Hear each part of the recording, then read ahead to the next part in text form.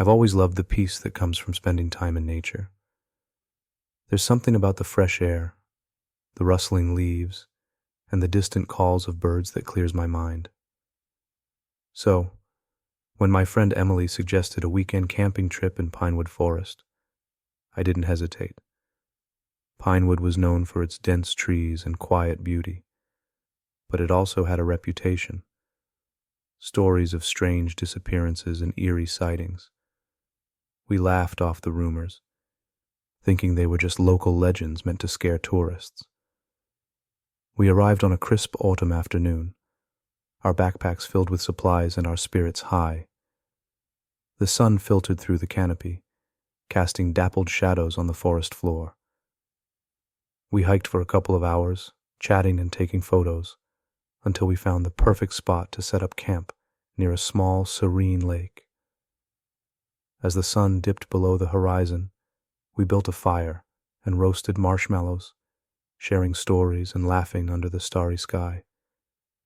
But as night deepened, an unsettling stillness settled over the forest. The usual sounds of nocturnal creatures seemed to fade, replaced by an eerie silence that made the hairs on the back of my neck stand up. Emily noticed it too.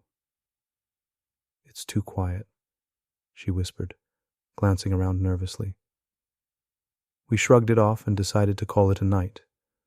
Crawling into our tents, we zipped them up tightly and tried to sleep.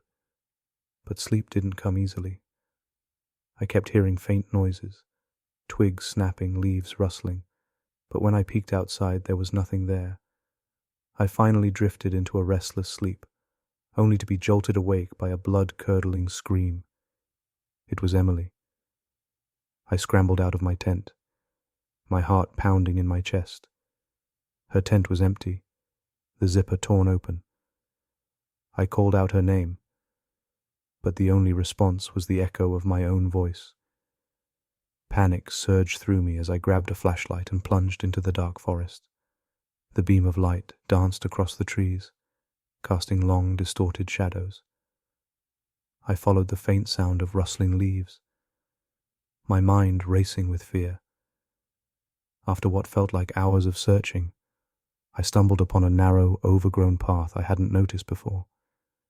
It led deeper into the forest, and against every instinct screaming at me to turn back, I followed it. The path twisted and turned until I reached a small clearing.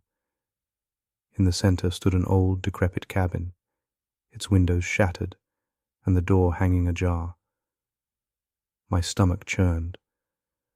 I approached cautiously, my flashlight flickering as if the forest itself wanted to keep its secrets hidden. Inside, the air was thick with the smell of decay and mildew. The floor creaked under my weight, and the walls were covered in strange symbols and scratches. Then I heard it. A faint, muffled cry coming from the back of the cabin. My heart raced as I moved towards the sound. I found Emily in a small, dark room, her hands bound and a rag tied around her mouth. Her eyes widened with terror as she saw me, and I quickly untied her, whispering reassurances. But before we could escape, we heard footsteps outside, slow, deliberate, and getting closer. I grabbed a rusted metal rod from the floor and motioned for Emily to stay behind me.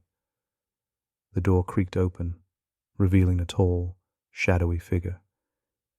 His face was hidden beneath a hood, but I could feel his cold, malevolent gaze. Without thinking, I lunged at him, swinging the rod with all my strength. He stumbled back, giving us just enough time to dart past him and out the door. We ran blindly through the forest, branches tearing at our clothes and skin. The figure's footsteps thundered behind us, relentless and unyielding. But as the first light of dawn broke through the trees, the sounds of pursuit faded.